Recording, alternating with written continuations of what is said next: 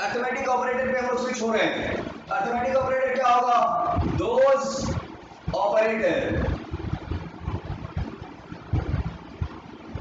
Operators कर दो which are used to perform arithmetic operations like addition, subtraction, division, multiplication,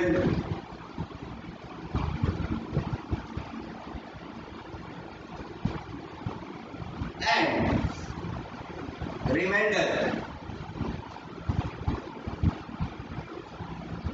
reminder का मतलब होता है शेष। Those arithmetic operations which is used to perform arithmetic operations like addition, subtraction, division, multiplication and remainder is called arithmetic operator.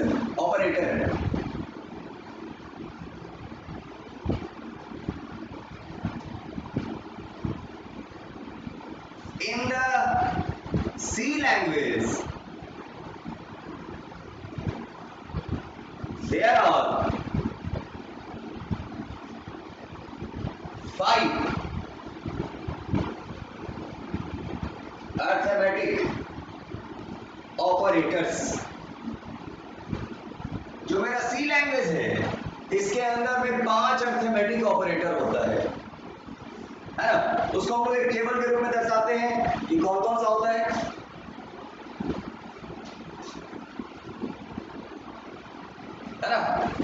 यहां पे लिख रहे हैं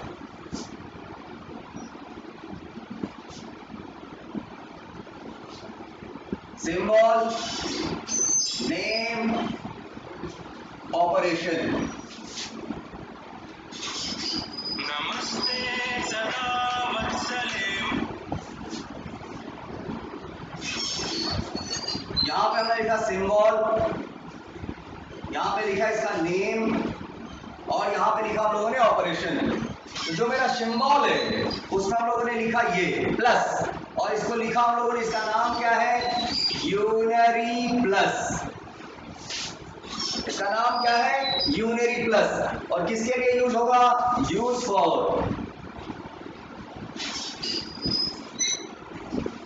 एडिशन ऑपरेशन।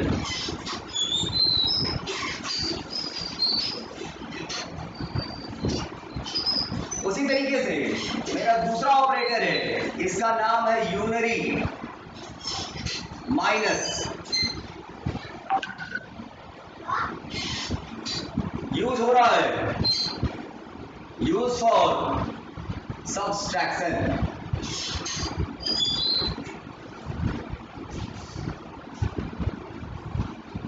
इसी तरीके से हमारा एक ऑपरेटर है स्टार, इसको हम लोग बोलते हैं एस्ट्रिक, ASTRICKS, एस्ट्रिक्स। इसका यूज करते हैं यूज फॉर मल्टीप्लिकेशन।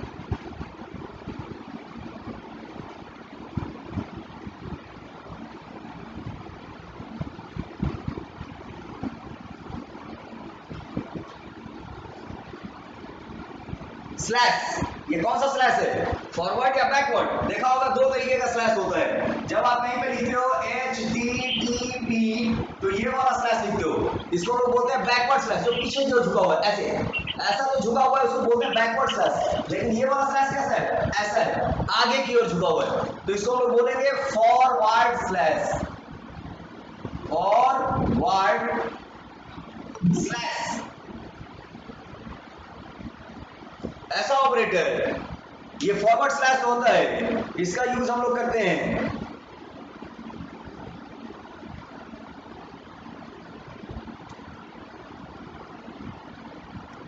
जो मेरा फॉरवर्ड स्लैश होगा उसका यूज हम लोग करेंगे किसके लिए? Division. Use for division operation. Use for division operation.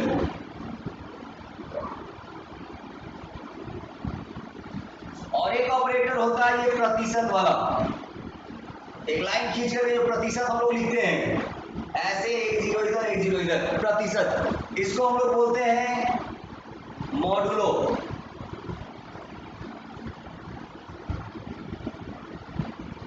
या इसको हम लोग बोलते हैं एम परसेंट, एम परसेंट बोलते हैं, ampersand, SEND, EMPERSEND, ampersand. इसका यूज होता है यूज फॉर रिमाइंडर, शेष निकालने के लिए। तो जो मेरा अर्थमेटिक ऑपरेटर है, ध्यान देना, यहां से कंसंट्रेट हो जाओ, यहां से प्रोग्रामिंग की चीजें हमारे पास में आनी स्टार्ट हो जाएगी कि प्रोग्रामिंग में हम लोग क्या लिखेंगे और क्या नहीं लिखेंगे। तो अगर अर्थमेटिक ऑपरेटर की बात करो तो वैसा ऑपरेटर जिसका यूज हम लोग अर्थमेटिक ऑपरेशंस जैसे जोड़, घटाव, गुणा, भाग, शेष निकालना में करेंगे, वैसा ऑपरेटर मेरा कहलाएगा अर्थमेटिक ऑपरेटर। अर्थमेटिक ऑपरेटर के अंदर में 5 ऑपरेटर आता है सी प्रोग्रामिंग के अंदर में। कौन कौन सा? Unary plus, unary minus, asterisk, forward slash, modulo. और जो यूनरी प्लस है उसका यूज हम लोग एडिशन के लिए करेंगे, जो मेरा यूनरी माइनस है उसका यूज हम लोग सब्सट्रैक्शन के लिए करेंगे, जो मेरा एस्ट्रिक है उसका यूज मल्टीप्लिकेशन के लिए करेंगे, जो मेरा फॉरवर्ड स्लैश है उसका यूज डिवीजन के लिए करेंगे, जो मेरा एम परसेंट है इसका यूज हम लोग रिमाइंडर के लिए करेंगे। These are the operator, और ये इसका कुछ सिंबल है। अभी तक ये जो ऑपरेटर है आपने पढ़ा अर्थमेटिक ऑपरेटर। अब अगर मान लो कि हमने लिखना है सिंपल इंटरेस्ट का फार्मूला,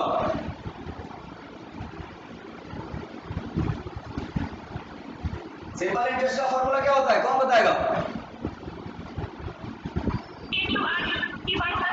अच्छा, तो आप कैसे लिखता है? P इंटू का R इंटू का T बाई का 100, ऐसे लिखता है ना, ऐसे लिखता है। लेकिन अगर हम इसको सी प्रोग्रामिंग में लिखेंगे तो ये कैसे लिखा जाएगा?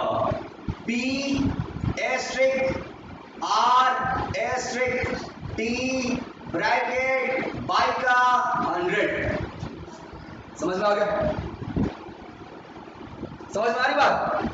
ये कैसे लिखेंगे इसको सी प्रोग्रामिंग में? इसी तरीके से अगर हमने आयत के परिमाप का फॉर्मूला लिखना है तो हम लोग सिंपल मैथ में लिखते हैं 2 इंटू का L प्लस का B, यही होता है ना, 2 गुने लंबाई जोड़ चौड़ाई, यही आयत का परिमाप होता है। होता है आयत के परिमाप का फॉर्मूला यही है ना जी, 2 गुने लंबाई जोड़ चौड़ाई। अच्छा, अगर ये मेरा 2 गुने लंबाई जोड़ चौड़ाई है तो अगर हम लोग इस तरीके से लिखे तो कंप्यूटर बोलेगा एरर है, तो इसको वो लिखना कैसे पड़ेगा? 2 इंटू का L प्लस का B। समझ में आ गई बात?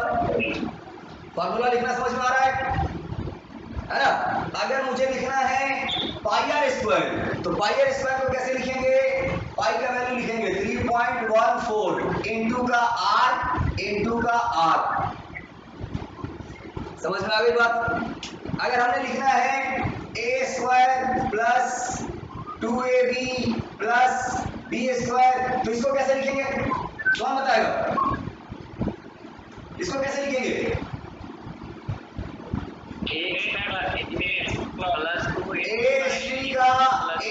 ए प्लस का 2 का ए का बी प्लस का बी का बी। समझ में आ गई बात? ये अर्थमेटिक ऑपरेशंस के बारे में आपको बता रहे हैं। तो आप जोड़, घटाव, गुना, भाग ये जानता होगा, ये आप बचपन से पढ़ते आ रहे हो। जोड़ क्या होता है, घटाव क्या होता है, गुना क्या होता है, भाग क्या होता है, इसके बारे में आप पढ़ते आ रहे हो। लिखने का तरीका थोड़ा सा यहाँ पे चेंज हो जाएगा। गुना के लिए हम लोग क्रॉस का यूज ना करके एस्ट्रिक का यूज करेंगे। बाकी का किताब में बट्टा ऐसे ही दिया रहता है, किसी किसी में घटाव का चिन्ह ऐसा ही रहता है, जोड़ का चिन्ह ऐसा ही रहता है। अब आ गया ये वाला ऑपरेटर जिसको हम लोग बोल रहे हैं मॉडुलो ऑपरेटर। ये मॉडुलो ऑपरेटर क्या करेगा, ध्यान देगा, मॉडुलो ऑपरेटर करेगा क्या? शेष निकालेगा। जैसे हमने कहा 15 मॉडुलो का 3, तो 15 में 3 से भाग करेंगे, शेष कितना आएगा? 3 बचे 15, शेष कितना? 0। समझ में आ गई बात? पक्का ना? इसी तरीके से अगर हमने कहीं पे लिखा हो 10 मॉडुलो का 4, शेष कितना? 2। तो ये रिमाइंडर निकालने का काम करेगा। जो शेष है उस शेष को निकालने का काम कौन करता है? ये मॉडुलो ऑपरेटर। यहां तक समझ में आ रहा? पक्का? अगर कहीं पे लिखा हुआ है 3 मॉडुलो का 10, तो क्या आएगा रिमाइंडर? अजय नहीं, 3 में भाग लगेगा 10 से, तो शेष क्या रह गया? वो नहीं, 3 अगर 3 में भाग किए 10 से तो भाग लगा? नहीं लगा, तो शेष क्या रह गया?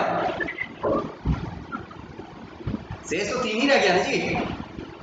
3 में अगर हमने 10 से भाग किया तो भाग तो लगा नहीं, हम दशमलव में नहीं ले जा रहे हैं, तो हमारे पास में शेष क्या रह गया? 3। तो इस केस में वो क्या लौट आएगा? समझ में आ रहा है? अगर कहीं पे लिखा हुआ है 5 मॉडुलो का 50, तो क्या आंसर होगा इसका? क्या आंसर होगा? 5, है ना? मॉडुलो ऑपरेटर समझ में आया? मॉडुलो ऑपरेटर क्या करता है? मॉडुलो ऑपरेटर रिमाइंडर को निकालने का काम करता है। मतलब भाग देने के बाद जो शेष बचता है उसके बारे में हमको आइडिया देता है। कौन? Modulo operator. आगे जाकर के बड़ी काम का ऑपरेटर है ना? जो नंबर को हमको रिवर्स करना होगा या नंबर को हमको दो नंबर में से, सारे नंबर में से डिजिट अलग करना होगा, तो उस सारे नंबर का डिजिट का जोड़ निकालना होगा, तो उस सब जगह पे हम लोग इस मॉडुलो ऑपरेटर का यूज करेंगे। ये मॉडुलो ऑपरेटर कैसे काम करता है ये भी हम आपको कंफर्म करेंगे आगे। फिलहाल अभी हम आपको एक चीज बता रहे हैं जो एग्जामिनेशन में पूछा हुआ क्वेश्चन है, जरा बताओगे? आप लोग बताओगे? हमने कहा -15 मॉडुलो का 4, फिर हमने लिखा -15 मॉडुलो का -4, फिर हमने लिखा 15 मॉडुलो का -4, और हमने लिखा 15 मॉडुलो का 4। जिससे पूछ रहे हैं वही बताएगा। बता भाई आदित्य, क्या आंसर लिखे इसका? 15 मॉडुलो का 4 क्या लिखे?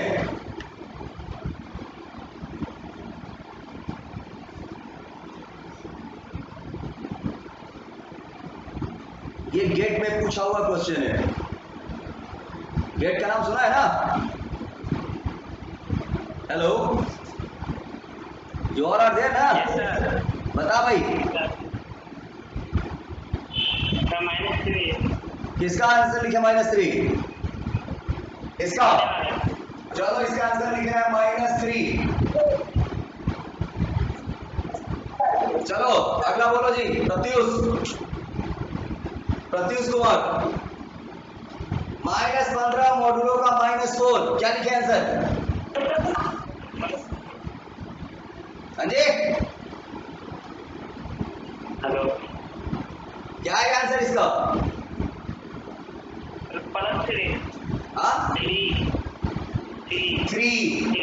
चलो -15 माइनस का 15 मॉडुलो का -4 क्या आंसर आएगा?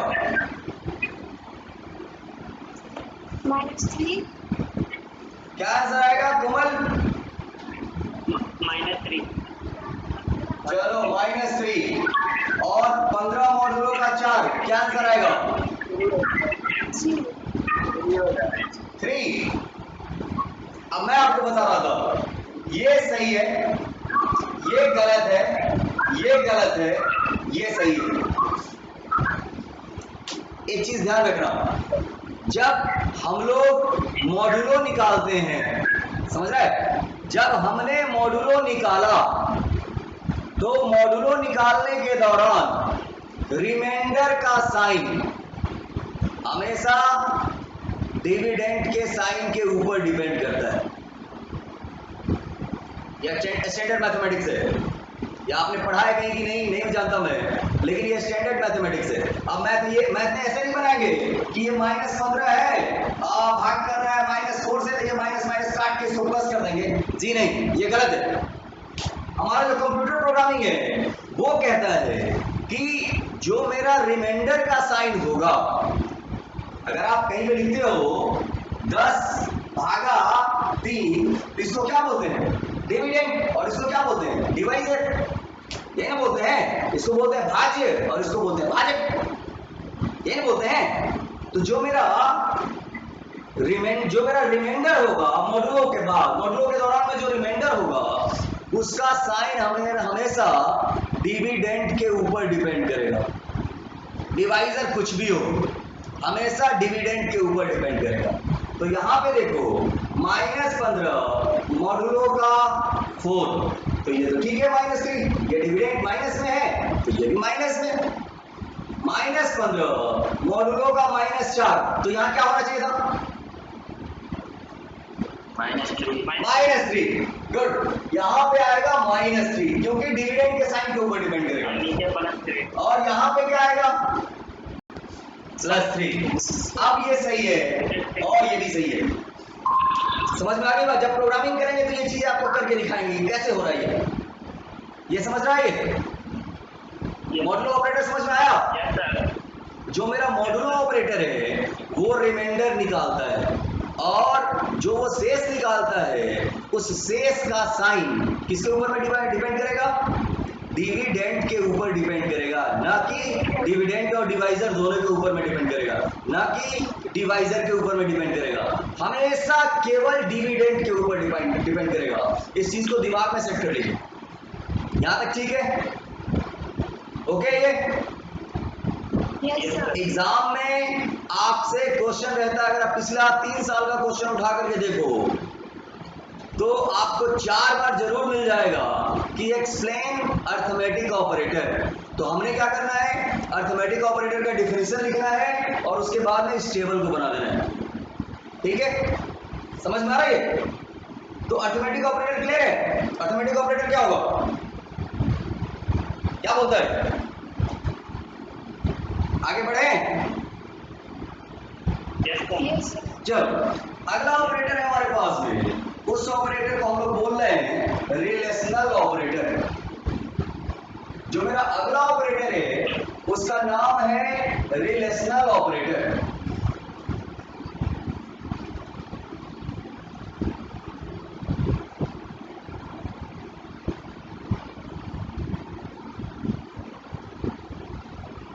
ये रिलेशनल ऑपरेटर क्या करेगा? ये ऐसा ऑपरेटर होगा जो दो डाटा के बीच में रिलेशन को स्टेबल करेगा और रिलेशन को स्टेबल करने के बाद दो डाटा के बीच में रिलेशन को स्टेबल करेगा और रिलेशन को स्टेबल करने के बाद एक क्वेश्चन करेगा और वो क्वेश्चन व्हाट के फॉर्म में होगा, जिसका आंसर यस और नो के रूप में आएगा। जितना भी रिलेशनल ऑपरेटर है वैसा ऑपरेटर जो दो डाटा के बीच में रिलेशन को स्टेबल करता है और रिलेशन स्टेबल करने के बाद एक क्वेश्चन करता है, किस फॉर्म में? व्हाट के फॉर्म में, जिसका आंसर यस और नो के फॉर्म में आएगा, वो वाला ऑपरेटर मेरा रिलेशनल ऑपरेटर कहलाएगा। समझ में आ रहा? जितना भी रिलेशनल ऑपरेटर होगा वो एक क्वेश्चन करेगा, किस फॉर्म में? व्हाट के फॉर्म। लिखिएगा रिलेशनल ऑपरेटर, लिखिएगा दिस ऑपरेटर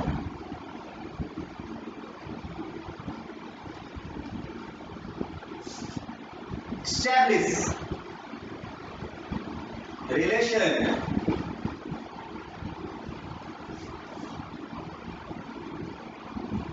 between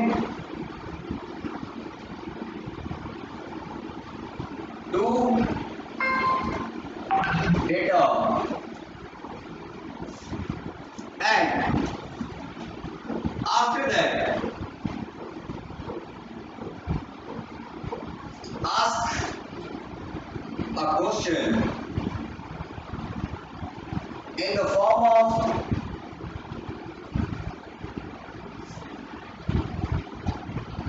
what मतलब क्या, क्या के फॉर्म में वो क्वेश्चन को करेगा? which answer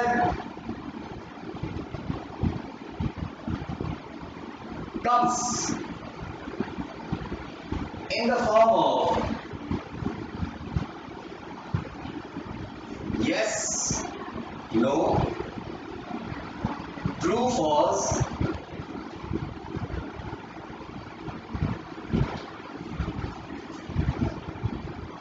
or कर दो, or true false और 1 0, जितना भी रिलेशनल ऑपरेटर होगा वो दो डाटा के बीच में रिलेशन को एस्टेबल करेगा और रिलेशन को एस्टेबल करने के बाद में एक क्वेश्चन को करेगा और वो क्वेश्चन किस फॉर्म में होगा, व्हाट के फॉर्म में होगा।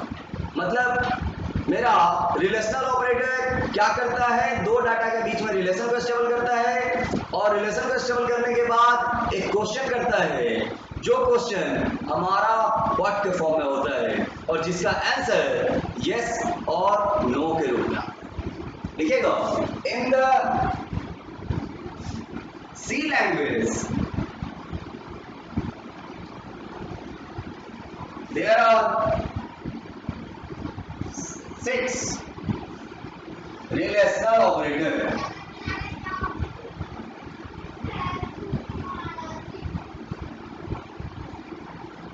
सी लैंग्वेज में कितना रिलेशनल ऑपरेटर होगा, 6। कौन कौन, उसका हम एक टेबल बना रहे हैं।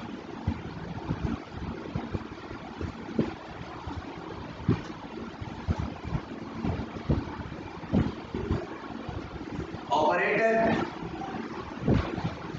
नेम पहला रिलेशनल ऑपरेटर है नंबर 1, ये वाला, इसको हम लोग बोलते हैं इज लेस देन। इस ऑपरेटर का क्या नाम है, इज लेस देन। दूसरा ऑपरेटर है, इसको हम लोग बोलते हैं इज लेस देन और equal to. Is less than और इक्वल टू, इसका नाम है इज लेस देन और इक्वल टू।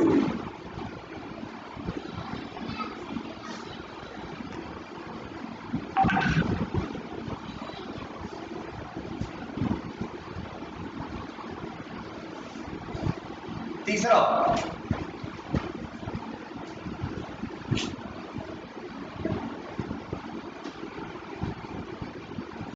अगला ऑपरेटर है हमारे पास में, उसका नाम है इज ग्रेटर देन।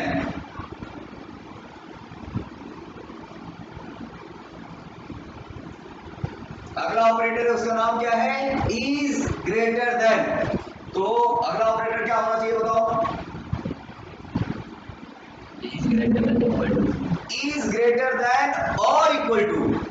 समझ रहे, इज ग्रेटर देन और इक्वल टू।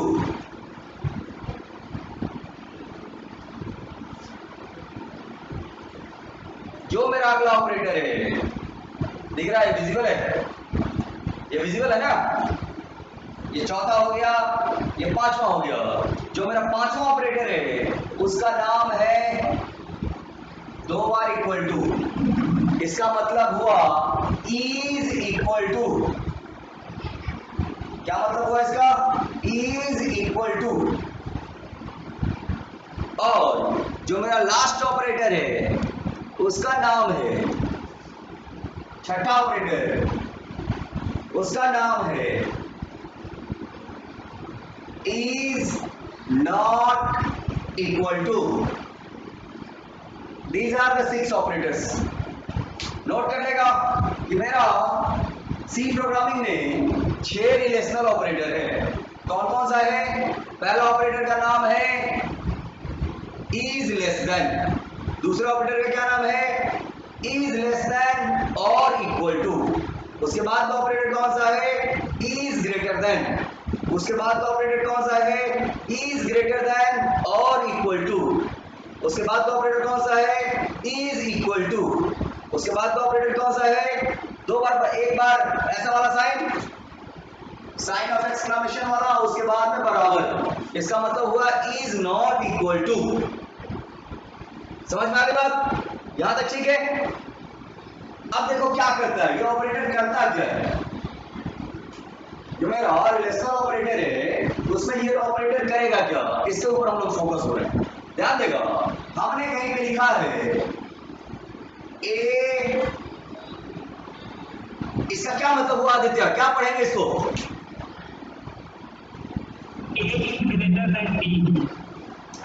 हिंदी में बताओ। ए बी से बड़ा होगा। नहीं, धनुश्री क्या पढ़ेंगे बाबू इसको? बी ए से बड़ा होगा। क्या पढ़ेंगे इसको?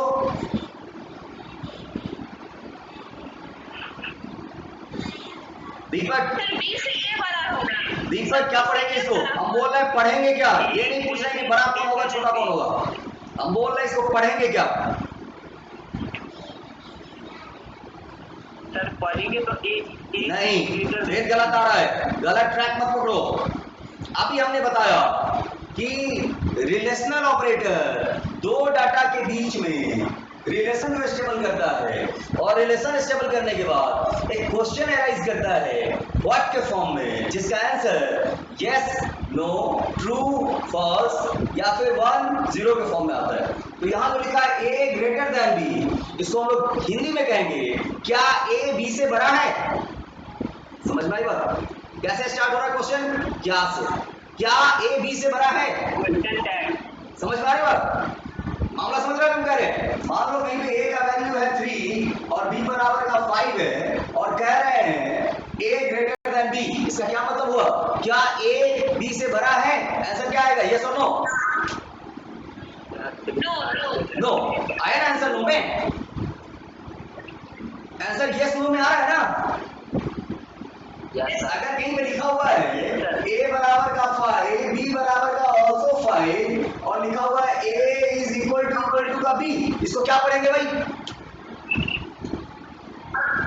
No sir, no. इसको क्या पढ़ेंगे? क्या ए बी के बराबर है? क्या a b के बराबर है? आंसर क्या मिलेगा? Yes sir. यस, समझ रहे हैं इस बात को? Yes sir. पक्का ना? अच्छा, अगला ऑपरेटर अभी हम कह रहे थे a इज इक्वल टू का 9, b इज इक्वल टू का 12, हमने कह दिया a इज लेस देन और इक्वल टू का b, आंसर क्या आएगा, यस और नो? नो। यस से आना चाहिए था। क्या 9 छोटा या बराबर है 12 से? छोटा तो नहीं है, लेकिन बराबर तो छोटा तो नहीं है, लेकिन है क्या ना? छोटा तो है, बराबर नहीं है। तो हमने क्या कहा था? इज लेस देन और equal to, is less than और इक्वल टू, इसका क्या मतलब है? कोई है क्या? रुक जा देखने दे इसमें, ज्वाइनिंग में है क्या? कोई नहीं है। हाँ बताएगा क्या लिखा हुआ है? a बराबर का 9, b बराबर का 12, a का वैल्यू 9 है, b का वैल्यू 12 है। अब हमने लिखा a is less than equal to का b, इसका क्या मतलब हुआ? सिस्टम कह रहा है क्या 9 छोटा या बराबर है b के? आंसर यस में आएगा कि नो में आएगा? नो। हाँ जी, यस में आएगा, गौर करो।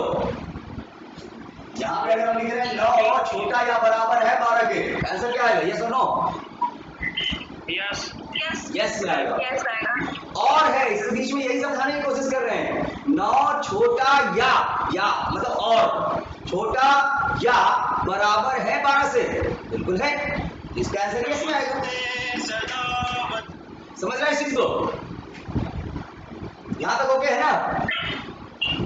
नेक्स्ट आगे देख रहा हूं, कहीं पे लिखा हुआ है 3 इज इक्वल टू का 5, क्या पढ़ेंगे इसको? क्या पढ़ेंगे इसको? क्या 3 5 के बराबर है? आंसर क्या होगा? नो। नो। समझ में आ रही बात? अगर कहीं पे लिखा हुआ है, अब इसको क्या पढ़ेंगे? क्या 3 क्या 3 5 के बराबर नहीं है? क्या 3 5 के बराबर नहीं है? आंसर क्या है? ये सुनो। नहीं। यस, 3 तो 5 के बराबर नहीं है ना? Yes sir. यस सर, समझ में आई बात? लॉजिकल ऑपरेटर समझ में आ रहा है? Yes sir. लॉजिकल ऑपरेटर क्या करता है? दो डाटा के बीच में रिलेशन को स्टेबल करता है, और रिलेशन स्टेबल करने के बाद एक क्वेश्चन ही करता है किस फॉर्म में, क्या के फॉर्म में, जिसका आंसर आएगा किस फॉर्म में? ये फॉल्स 1 और 0। यहाँ तक ठीक है। अब जरा सा बताना, हमने एक वेरिएबल माना age is greater than equal to का 18, इसका क्या मतलब हुआ? क्या उसका एज 18 साल के बराबर है? 18 साल से बड़ा या बराबर है, ऐसा हुआ ना रे? यही ना हुआ? क्या एज 18 साल या फिर उससे ऊपर है? ग्रेटर देन भी है ना? समझ में आ गई बात? इसी तरीके से हमने कहा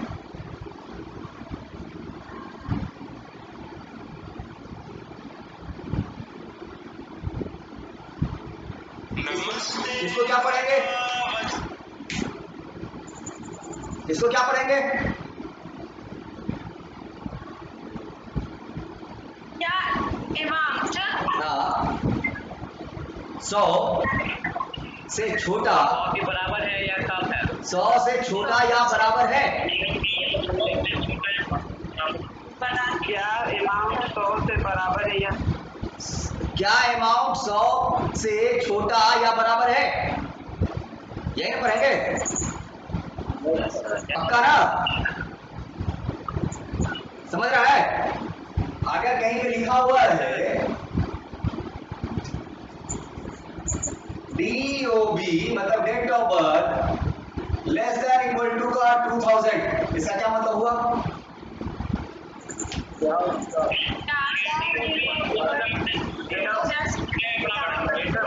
2000 के बराबर या उससे नीचे है, यही ना होगा?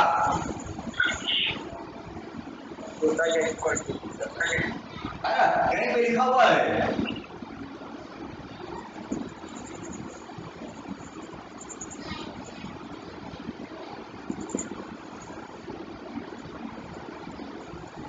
इसका क्या मतलब है? क्या पासवर्ड 5 है? क्या पासवर्ड क्या पासवर्ड से कम है। 5 से नीचे है, पासवर्ड 5 से छोटा है? यही ना होगा? Yes sir. अच्छा, कहीं पे लिखा हुआ है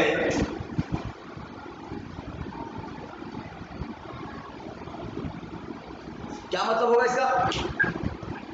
क्या मार्क 300 के बराबर है या कम है? 300 से छोटा या बराबर है? पहले देखो, पहले जो सिंबल है पहले वो बोलेंगे, ध्यान रखो आदित्य, आप जब रहा है पहले बोलेंगे मार्क्स 300 से, क्या मार्क्स 300 से छोटा या बराबर है?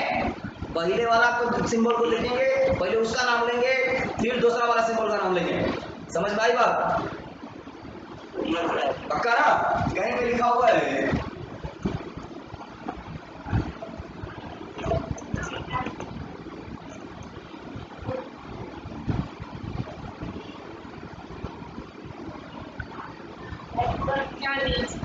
क्या मतलब हुआ इसका? क्या 30 के इक्वल है? क्या दिन 30 के बराबर है? 30 के बराबर है, यही ना होगा?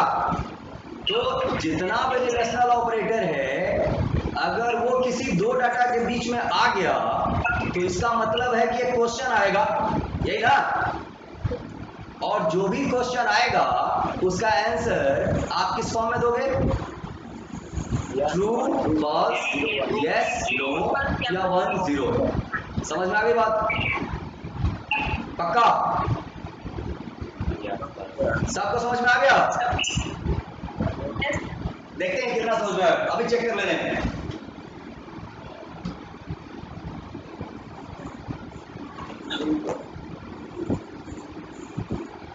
ये बताओ ये कौन सा ऑपरेटर है?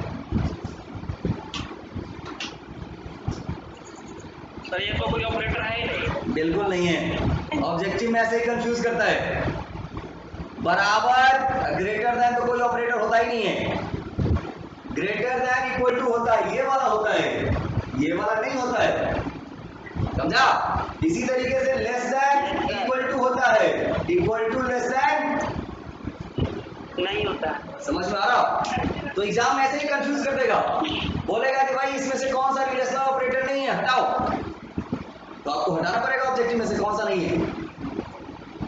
समझ में आ गई बात? पक्का ना? Yes sir, yes sir. आज के लिए इस चैप्टर में इतना ही रहने दो। ये दोनों ऑपरेटर ध्यान से पढ़ोगे और खुद डिस्कशन करोगे कि भाई इसका हम लिख रहे हैं तो इसका क्या मतलब हुआ, है ना? कुछ अर्थमेटिक ऑपरेटर को लिखा, मोडुलो निकाल के देख रहे हैं क्या आएगा। जैसे हमने कह दिया 1 मोडुलो का 10, तो क्या शेष आएगा भाई? 1। समझ में आ रहा है? तो ये चीजें हम लोग यस सर, यस सर। देखेंगे आगे। अब आज के लिए इतना ही। अगले पेपर में हम लोग स्विच हो रहे हैं। हमने एक डिसाइड किया है, देख लो ऐसा होता ही है कि कभी जो है आपका जो पेपर है उस पेपर को हम लोग ऐसे डील करेंगे, ठीक है? जो मेरा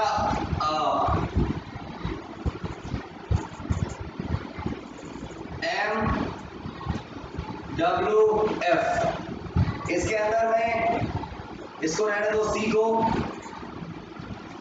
ताकि बहुत पढ़ना है इसके अंदर में। इसमें भी सी को रहने दो, इसमें भी सी को रहने दो, ठीक है? और जो आपका ऑपरेटिंग सिस्टम है, ऑपरेटिंग सिस्टम ऐसे नहीं बनाओ, गड़बड़ हो रहा है। ऐसे देखते हैं कि जो आपका ऑपरेटिंग सिस्टम है ओएस, इसको आप रहने दो MWF में, ठीक है जी? जो आपका सी है, सी लैंग्वेज, इसको आप रहने दो MWF।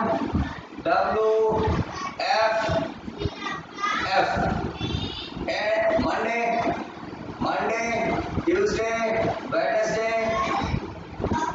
और थर्सडे, यहीं तक। और जो बाकी का आपका बच गया इधर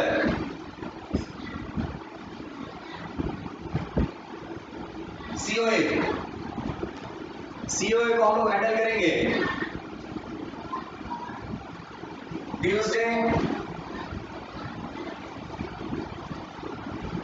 ट्यूसडे, थर्सडे, फ्राइडे, सैटरडे। समझ रहे हैं? नहीं, फ्राइडे नहीं होगा, ट्यूसडे, थर्सडे और सैटरडे। ध्यान देना इसमें, सैटरडे को आपका टोटल केवल सीओए ही चलेगा। दिख रहा है? सैटरडे कहीं नहीं लिखा हुआ हमने, सैटरडे हमने कहीं नहीं लिखा है, ध्यान देना। यहां पे हमने लिखा है Monday, Tuesday, Wednesday, Thursday. Monday को इसको चलने दो, इसको भी चलने दो। ट्यूसडे को इसको चलने, ऐसे गड़बड़ हो जाएगा, गड़बड़ा जाएगा मामला। सीक्वेंस नहीं रहने दो। मंडे, ट्यूसडे, वेडनेसडे को ऑपरेटिंग सिस्टम रहने दो, और इधर थर्सडे, फ्राइडे, सैटरडे, इसमें आपका सीओए रहने दो, और इसमें आपको टोटल सी रहने दो। रूटीन नोट कर लेगा हमने कैसे कैसे आपको फिक्स कराया है। ये 4 दिन, ये 3 दिन, ये 3 दिन, लेकिन सब में देखना, ध्यान देना कि क्लास आपका टोटल 2 क्लास में लेंगे। मतलब इसमें भी आपका 2 आवर का क्लास होगा, 1 आवर इसमें आपको मिल रहा है, 1 आवर। इसमें भी आपका तो 1 आवर नहीं, इसको 2 आवर ही बोलो, 2 आवर का ही क्लास है, क्योंकि मंडे यहाँ भी है, मंडे यहाँ भी है, 2 घंटा हो गया। ट्यूसडे यहाँ भी है, यहाँ भी है, दोनों चल रहा है। वेडनेसडे यहाँ भी है, यहाँ भी है, ये भी चल रहा है, 2 पेपर हो गया। अब इधर देखना, वेडनेसडे तक हो गया, थर्सडे को ये है, ये भी चल रहा है, फ्राइडे को ये है, और इसको कर दो फ्राइडे को, ऑपरेटिंग सिस्टम को। ऑपरेटिंग सिस्टम ये फ्राइडे को भी चल रहा है, ये फ्राइडे को भी चल रहा है, मतलब सबका इक्वल क्लास बांट दो, ताकि 4-4 क्लास वीक में सब में 4-4 या 5-5 क्लास हो जाए, ताकि जो है पेपर निकल जाए धड़ाक से। यहाँ तक ठीक है, इसको नोट कर लेगा रूटीन का, और ध्यान में रखेगा कि कौन सा पेपर कब है। हाँ आईएसपी नहीं करवाएंगे, है ना, आईएसपी करवाएंगे, ऐसा नहीं कि नहीं करवाएंगे, आईएसपी होगा।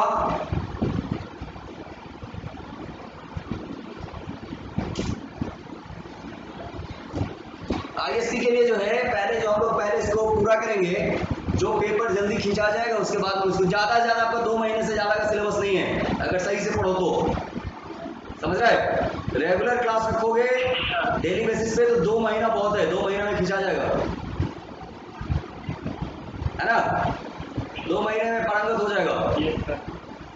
केवल थोड़ा हुआ जो है आपका कंप्यूटर ऑर्गेनाइजेशन एंड आर्किटेक्चर, उसमें बहुत पढ़ना है।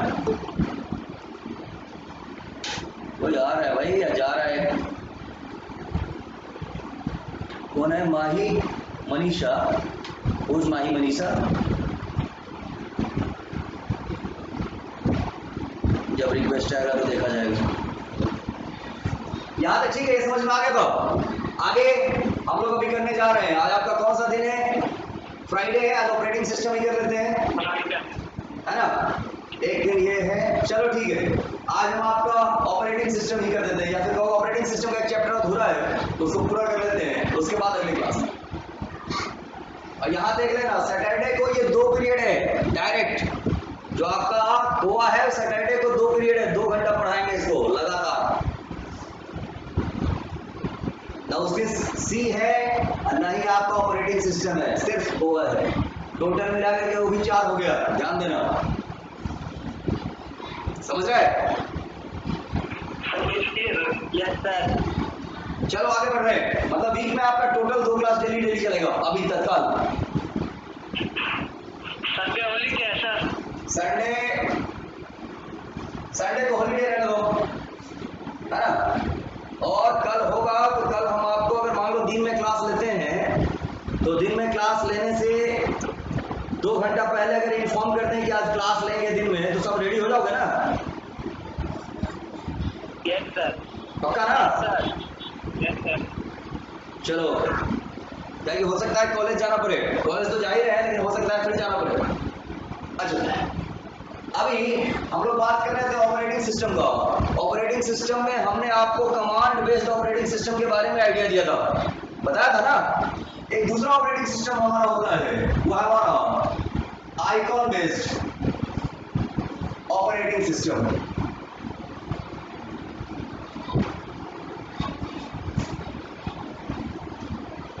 ये क्या होता है, वैसा ऑपरेटिंग सिस्टम जिसमें हर काम के लिए छोटा सा आइकॉन बना हुआ होगा, वो वाला ऑपरेटिंग सिस्टम हमारा कहलाएगा icon based operating system.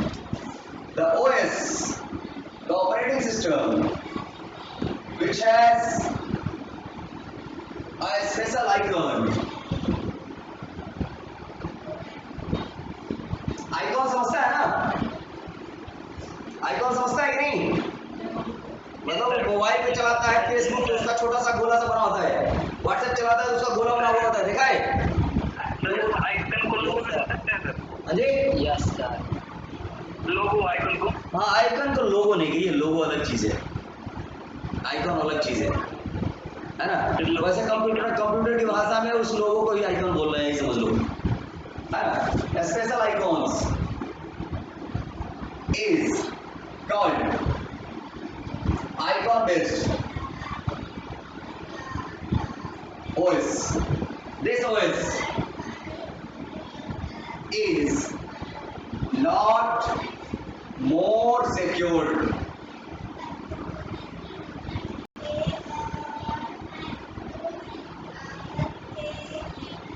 with respect to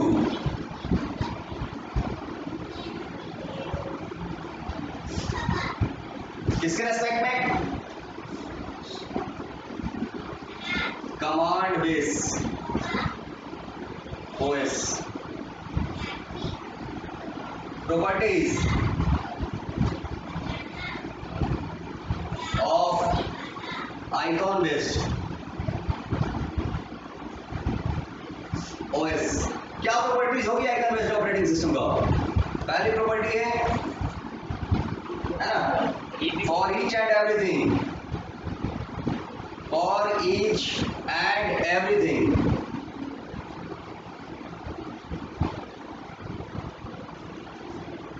for each and every work कर दो, every work there is an icon.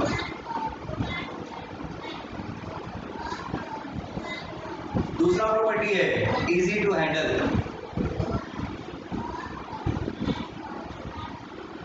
चलाना जो है बहुत आसान है. तीसरी प्रॉपर्टी जो है इसकी है ना, जो इसका तीसरा प्रॉपर्टी है वो है no need to more educated, है ना. ज्यादा पढ़ा लिखा होना जरूरी है क्या? आइकन बेस्ड ऑपरेटिंग सिस्टम को चलाने के लिए ज्यादा पढ़ा लिखा होना जरूरी है?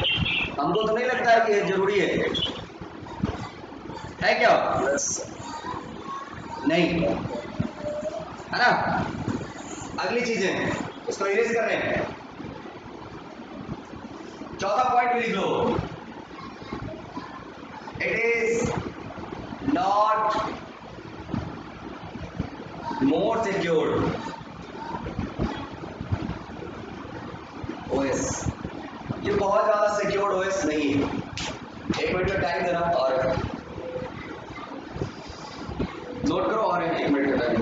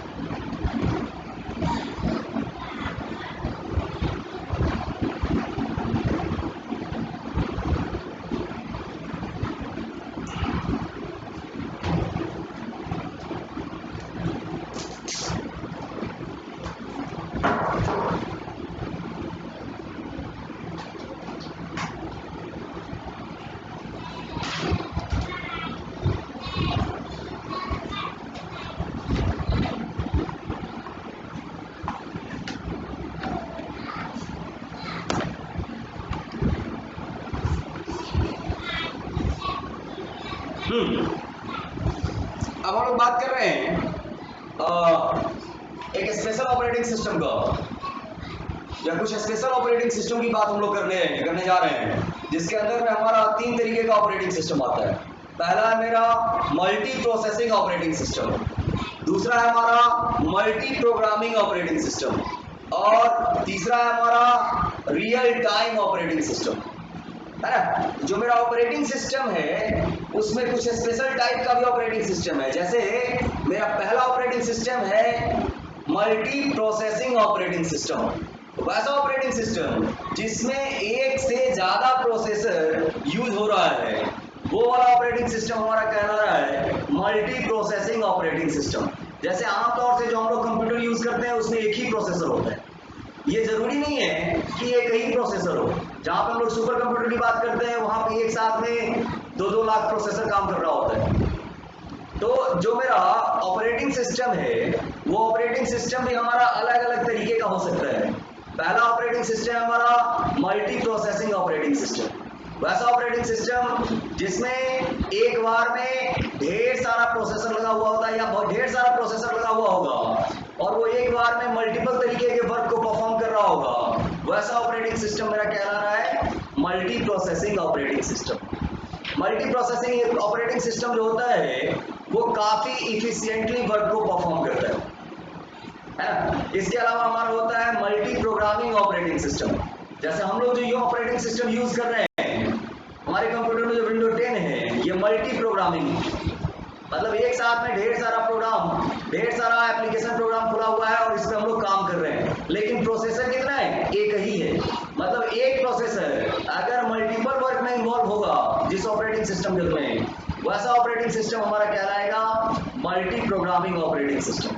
मल्टी प्रोग्रामिंग ऑपरेटिंग सिस्टम में प्रोसेसर के ऊपर में बहुत ज्यादा लोड होता है। क्यों? क्योंकि वो मल्टीपल वर्क के ऊपर में एक साथ काम कर रहा होता है। लेकिन जो मेरा मल्टी प्रोसेसिंग ऑपरेटिंग सिस्टम होता है उसमें प्रोसेसर के ऊपर में लोड बहुत कम होता है, क्योंकि हर काम के लिए अपना एक अलग प्रोसेसर लगा हुआ है और वो अलग अलग प्रोसेसर काम करेगा। जैसे एक एग्जांपल से आपको बता रहे हैं कि आपके घर में 4 आदमी सोचने वाला है,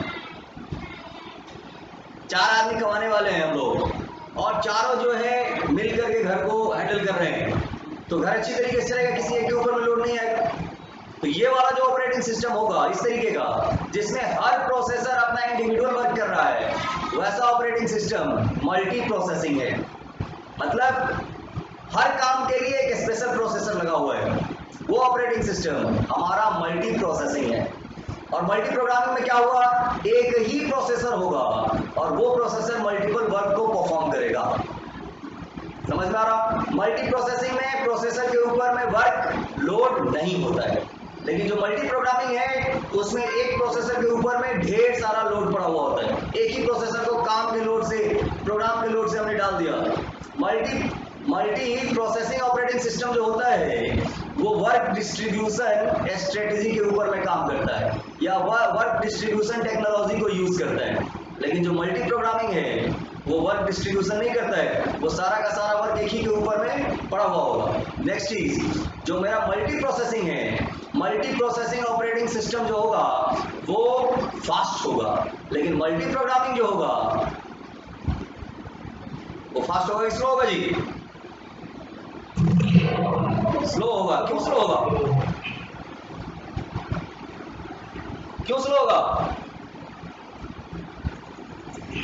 बताओ? जैसे मान लो मेरे ऊपर में पूरा का पूरा पेपर का लोड अगर डाल दिया गया कि आप 10 का 10 पेपर पढ़ाइए, तो क्या हम पढ़ा पाएंगे? नहीं। तो अगर 10 का 10 पेपर का कंप्यूटर साइंस का 10 का 10 पेपर का लोड एक सिस्टम, एक सिंगल आदमी के ऊपर में डाल दे जिसका एक ही खोपड़ी है, तो वैसा लोड जो कह रहे हैं या वैसा ऑपरेटिंग या हम ही कह रहे हैं कि हम ही 10 पेपर पढ़ाएंगे, तो हम क्या है? मल्टी प्रोग्रामिंग है। लेकिन हमने 4 आदमी को हायर किया और चारों में बांट दिया कि कुछ काम तुम करो, कुछ काम तुम करो, कुछ काम तुम करो, तो ऐसा ऑपरेटिंग सिस्टम मेरा क्या कहलाएगा? मल्टी प्रोसेसिंग या मल्टी प्रोग्रामिंग? मल्टी प्रोसेसिंग मेरा फास्ट होगा, मल्टी प्रोग्रामिंग स्लो होगा। समझ में आ रहा? मल्टी प्रोग्रामिंग वर्क डिस्ट्रीब्यूशन के ऊपर में काम नहीं करता है। मल्टी प्रोग्रामिंग के अंदर वर्क का डिस्ट्रीब्यूशन नहीं होता, सारा का सारा वर्क एक ही प्रोसेसर को करना होता है। लेकिन मल्टी प्रोसेसिंग में वर्क का डिस्ट्रीब्यूशन हो जाता है। समझ रहे? वर्क जो है वो क्या होगा? डिस्ट्रीब्यूट हो जाएगा। समझ में आ रहा? इसके अलावा एक और ऑपरेटिंग सिस्टम है, 4 तो हमने आपको बताया, एक और भी ऑपरेटिंग सिस्टम है जिसका नाम है बैच प्रोसेसिंग ऑपरेटिंग सिस्टम। एक और ऑपरेटिंग सिस्टम भी है स्पेशल टाइप में, बैच प्रोसेसिंग ऑपरेटिंग सिस्टम। वैसा ऑपरेटिंग सिस्टम जो बैच बना करके काम करता है। बैच बना करके समझ रहा है? बैच बना करके समझ रहा है? नहीं, जैसे हम आपको पढ़ा रहे हैं तो बैच बना के पढ़ा रहे हैं, है ना? ऐसे समझो कि उसने अपना एक बकेट बनाया ये बैच प्रोसेसिंग में, उसमें कहा कि हमारे पास में जब 10 वर्क हो जाएगा तो इस 10 वर्क को उठाएंगे और इसके ऊपर में प्रोसेस करेंगे और प्रोसेस करके इसका रिजल्ट एक ही बार में सबको दे देंगे। जब तक हमारे पास में 10 काम नहीं आएगा, इस 10 के 10 काम को स्टार्ट ही नहीं करेंगे। समझ रहे हैं? मामा समझ रहे हैं क्या करें? तो वैसा ऑपरेटिंग सिस्टम जो वर्क को बैच के आधार पर बना करके काम को करता है, और वो मतलब कि बैच बना करके कहने का मतलब क्या? वर्क को या प्रोसेस को एक बकेट में उठाता है, ग्रुप ऑफ प्रोसेस को, और उसको एक साथ प्रोसेसिंग में डाल देता है। वैसा प्रोसेसिंग सिस्टम, वैसा ऑपरेटिंग सिस्टम हमारा कहलाएगा बैच प्रोसेसिंग ऑपरेटिंग सिस्टम, लिखिएगा some special operating systems.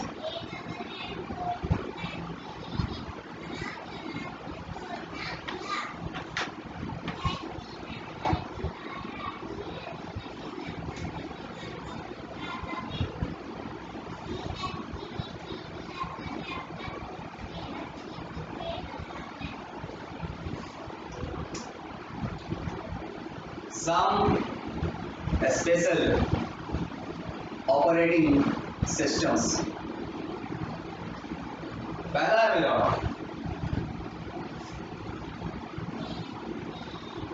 Multi processing OS, दूसरा है मेरा multi programming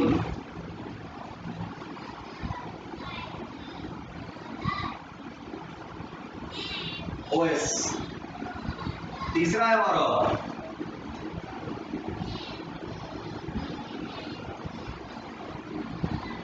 batch processing OS, चौथा है हमारा real time OS. These are the 4 special types of operating system, जिसमें सबसे पहला ऑपरेटिंग सिस्टम है मल्टी प्रोसेसिंग ऑपरेटिंग सिस्टम। नाम से ये स्पष्ट है मल्टी प्रोसेसिंग। तो मल्टी प्रोसेसिंग कहने का मतलब क्या कि ये वाला ऑपरेटिंग सिस्टम एक बार में मल्टीपल वर्क को हैंडल कर सकता है और सारा वर्क अलग अलग प्रोसेसर के द्वारा हैंडल होगा।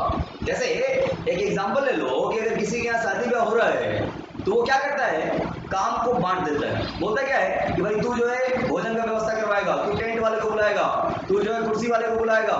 तो मतलब काम को आपके पिताजी, आपके भाई साहब या आपके चाचा जी क्या करते हैं, डिस्ट्रीब्यूट करवा देते हैं। भाई ये इस काम को देखेगा, ये इस काम को देखेगा, ये इस काम को देखेगा, है ना। तो काम का डिस्ट्रीब्यूट हो जाने के कारण लेकिन काम को तो कंप्लीट करना है। मतलब किसी के घर में अगर मैरिज एनिवर्सरी तो मैरिज करवाना एक वर्क है, लेकिन उस वर्क को भी छोटे छोटे वर्क में क्या करा, तोड़ करके अलग अलग जगह पे दे दिया कि हाँ भाई ये फलाना काम करेगा, लेकिन सबका रिजल्ट यूनिक आएगा। समझ रहे हैं? तो ऐसा ऑपरेटिंग सिस्टम मेरा कौन सा ऑपरेटिंग सिस्टम कहलाएगा, मल्टी प्रोसेसिंग ऑपरेटिंग सिस्टम। समझ में आ रहा मल्टी प्रोसेसिंग ऑपरेटिंग सिस्टम क्या है, लिखिएगा multi processing operating system.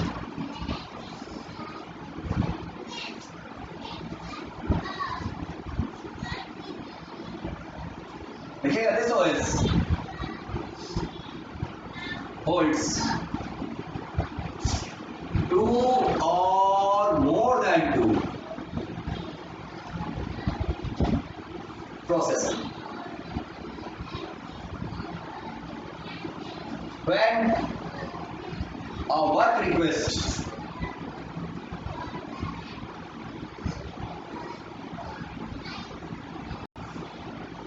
comes to this OS, it goes to break in, किसमें ब्रेक हो जाता है,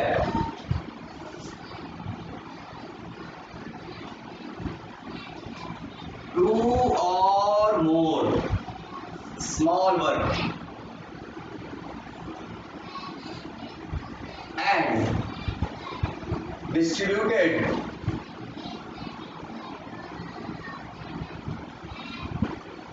to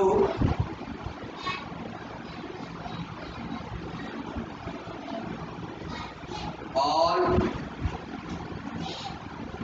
प्रोसेसर। जितना ही प्रोसेसर है उसके बीच में हम लोग क्या करेंगे, उसको डिस्ट्रीब्यूट हो जाएगा वो। तो देखिएगा this operating system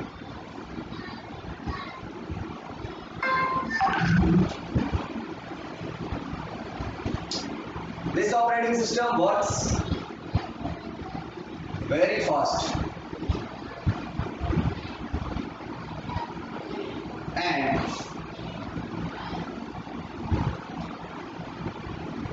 efficient way। ये ऑपरेटिंग सिस्टम बहुत ही फास्ट काम करता है और इफिशिएंट वे में वर्क करता है। मतलब बहुत बढ़िया तरीके से काम करेगा, किसी भी काम को करेगा तो बहुत ही बढ़िया तरीके से करेगा, एकदम परफेक्ट वर्क करेगा ये ऑपरेटिंग सिस्टम जो। यहाँ तक ठीक है। जैसे मान लो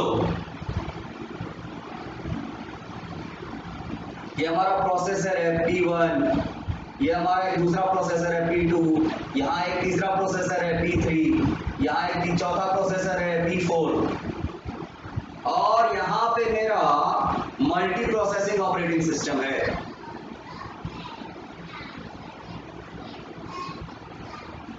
तो ये क्या करेगा, अगर कोई एक वर्क उसके पास में पहुंच रहा है तो इस वर्क को एक्सेप्ट करेगा और छोटे छोटे वर्क में उस वर्क को तोड़ करके अपने अलग अलग प्रोसेसर को दे देगा। अलग अलग प्रोसेसर उसके ऊपर में वर्क को परफॉर्म करेगा और परफॉर्म करके फिर से मल्टी प्रोसेसिंग ऑपरेटिंग सिस्टम को रिजल्ट देगा और फिर वो स्लाइड कर देगा।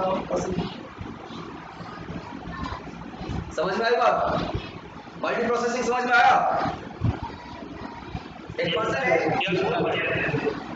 पर्सन है जो कोई वर्क दे रहा है मल्टी प्रोसेसिंग ऑपरेटिंग सिस्टम पे। जो भी वर्क आएगा मल्टी प्रोसेसिंग ऑपरेटिंग सिस्टम उसको ब्रेक कर देगा छोटे छोटे वर्क में, अपने अलग अलग प्रोसेसर को देगा, वो उसके वर्क परफॉर्म करेगा, फिर मल्टी प्रोसेसिंग ऑपरेटिंग सिस्टम को हैंड ओवर करेगा, फिर से रिजल्ट मिल जाएगा। तो काम क्या होगा? फास्ट होगा ना कि स्लो होगा? फास्ट होगा और इफिशिएंट भी होगा, क्योंकि ये हर प्रोसेसर, जैसे मान लो कि मुझे मैथ मेरा कमजोर है, मैथ हमको उतना प्रैक्टिस नहीं रहा तो नहीं है। आप भी कहीं जाते हो पढ़ने के लिए तो किसको खोजते हो? एक्सपर्ट को, जो उसका बढ़िया एक्सपर्ट है। तो बस वही चीज याद है कि जो बढ़िया इसमें से वर्क परफॉर्म करने वाला होगा, जो जिस काम के लिए बना हुआ है वो उसको दे देगा। जैसे कोई फिजिक्स पढ़ाता है फिजिक्स, मैथ पढ़ाता है मैथ, तो काम तो आया। मान लो कि ये वाला हमारा एक तरीके का ट्यूशन ब्यूरो वाला है। ट्यूशन ब्यूरो वाले के पास में रिक्वेस्ट आया कि हाँ भाई हमको पढ़वाना है, अलग अलग से डिस्ट्रीब्यूट कर देगा अपने अलग अलग आदमी को, टीचर को। पॉलिटेक्निक में कोई काम आया, डिस्ट्रीब्यूट कर दिया सब, ये उसको वो करेगा वो करेगा वो करेगा वो करेगा। ब्रांच का पेपर है, 5 पेपर एक आदमी पढ़ा नहीं सकता तो डिस्ट्रीब्यूट कर दिया। मल्टी प्रोसेसिंग है, अलग अलग प्रोसेसर है, हर प्रोसेसर अपना एफिशिएंट तरीके से वर्क करेगा। ये ठीक है? ओके है ना ये? नेक्स्ट लिखिएगा multi programming operating system. Heading डालोगे multi programming operating system.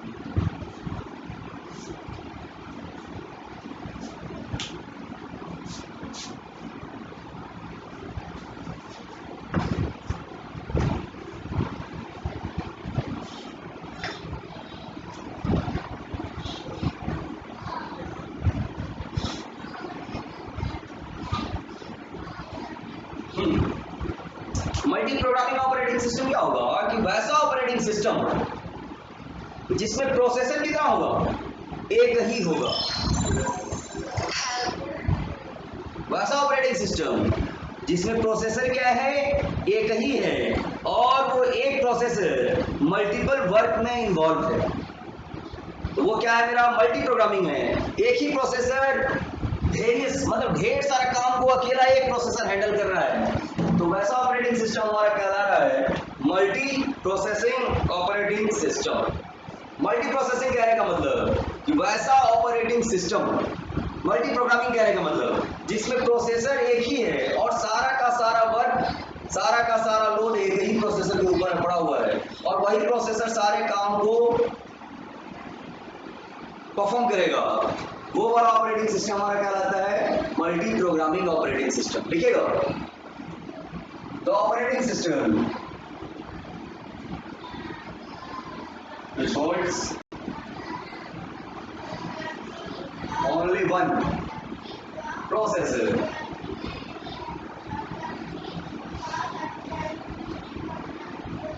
and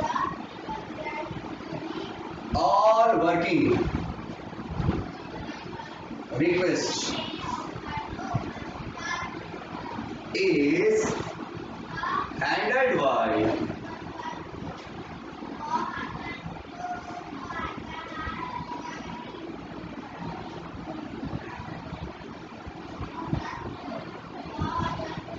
a single by this single processor is considered as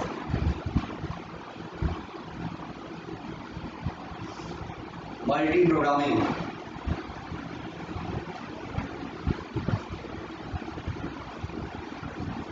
OS. This OS works very slow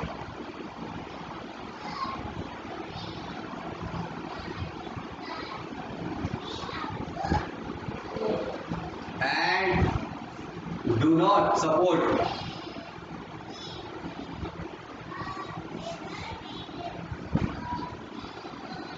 work distribution.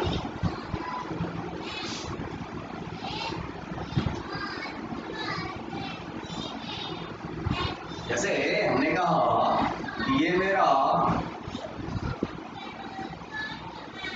Multi programming है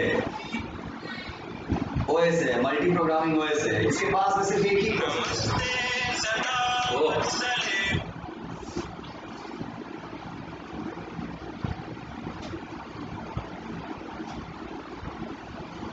और जब इसके पास में वर्क आ रहा है W1, work 1, work 2, work 3, work 4, तो ये सारा का सारा वर्क सिर्फ किससे हैंडल करवा रहा है? एक सिंगल प्रोसेसर से। और इसके लिए जब ये काम अपना परफॉर्म कर रहा है, जब ये काम परफॉर्म कर रहा है मल्टी प्रोग्रामिंग, तो इसके अंदर में ये अपना प्रोग्राम 1 को ओपन कर रहा है, प्रोग्राम 2 को ओपन कर रहा है,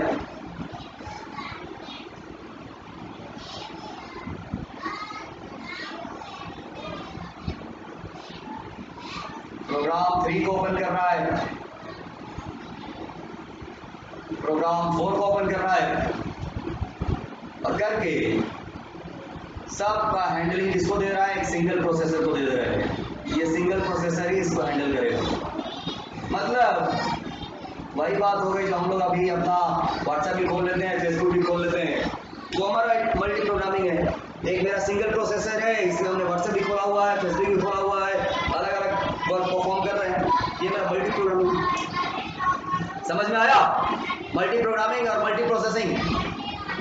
अच्छा, अब आपने वर्क रहा जो एग्जाम में बराबर पूछता है उसको कंप्लीट करोगे कि what are the difference between multi programming and multi processing operating system. मामला समझ में हम क्या कह रहे हैं? मल्टी प्रोसेसिंग और मल्टी प्रोग्रामिंग ऑपरेटिंग सिस्टम के बीच में क्या डिफरेंस है, कोई बताएगा? Multi programming multi processing operating system में ढेर सारा प्रोसेसर होता है ना? मल्टी प्रोग्रामिंग में एक ही प्रोसेसर होता है। मल्टी प्रोसेसिंग वर्क डिस्ट्रीब्यूशन को सपोर्ट करता है, मल्टी प्रोग्रामिंग वर्क डिस्ट्रीब्यूशन को सपोर्ट नहीं करता है। मल्टी प्रोसेसिंग में प्रोसेसर का मतलब वर्कलोड जो है किसी एक प्रोसेसर के ऊपर में नहीं होता है, लेकिन मल्टी प्रोग्रामिंग में वर्क जो है हमारा वर्कलोड जो है एक ही प्रोसेसर के ऊपर में होता है। मल्टी प्रोसेसिंग में वर्क फास्ट हो जाता है, मल्टी प्रोग्रामिंग में वर्क हमारा स्लो हो जाता है। क्लियर है ये डिफरेंस? समझ में आया? पास तो हमने ऐसे ही बता दिया। आपका वर्क रहा कि डिफरेंस लिख लेना कि multi programming and multi processing के बीच में। क्लियर हो जाएगा? Okay sir. Yes sir. अब रहने दो, आज के लिए इतना ही, फिर अगले क्लास में देखेंगे, है ना?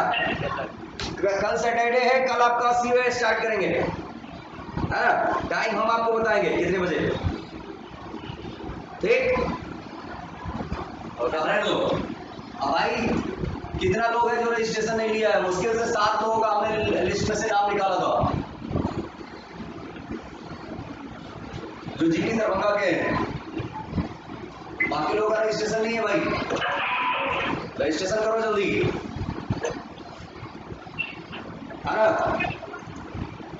रजिस्ट्रेशन जरूरी है, रजिस्ट्रेशन करो जल्दी से। Yes sir. अगर रजिस्ट्रेशन नहीं तो जिस दिन मेरा दिमाग खराब होगा, जितना है बस नहीं को पढ़ाएंगे। मेरा मूड जिस दिन घूम गया उस दिन की बात है।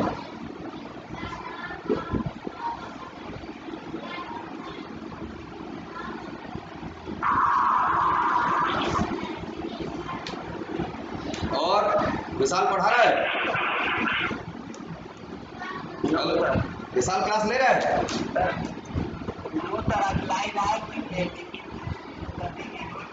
नहीं, नेटवर्क बड़ी कमजोर है भाई, मेरी नेटवर्क की आज दिक्कत थी, यहाँ भी कॉलेज में भी नेटवर्क बड़ा गड़बड़ा रहा था आज। हमने भी 5वां सेमेस्टर में क्लास नहीं लिया, नेटवर्क बहुत गड़बड़ था। बाद में मैम क्लास लिया तो सही था नेटवर्क। हाँ तो हो, जब मैम यहाँ की न है, मैम आपका पुपरी का है, तो दरभंगा पुपरी में तुमको नजर नहीं आता है? Yes sir. दोनों में अंतर है ना। अब रहने दो, बाकी जो लोग हैं भाई, जिन लोगों ने रजिस्ट्रेशन नहीं लिया है वो लोग रजिस्ट्रेशन ले लेगा, है ना? यहाँ 14 से 15 लोग दिख रहे हैं, 13 दिख रहे हैं, और रजिस्ट्रेशन केवल 7 लोगों का है, तो कंप्लीट कीजिए उसको as fast as possible. Yes sir. घर पे भी नेटवर्क प्रॉब्लम है। हाँ जी, क्या बोला आदर्श? नेटवर्क प्रॉब्लम है कहाँ पर? सर, मोतिहारी गांव में सर। हाँ मोतिहारी में है। आज वो ये दे रहा था आपका, ये क्या कह रहे हैं, प्रेजेंटेशन दे रहा था कोई मोतिहारी से, बोल रहा था ये काफ़ी नेटवर्क गड़बड़ है। विभाग के साथ मीटिंग थी आज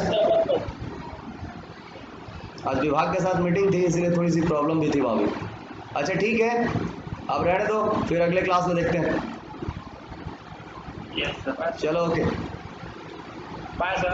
ओके।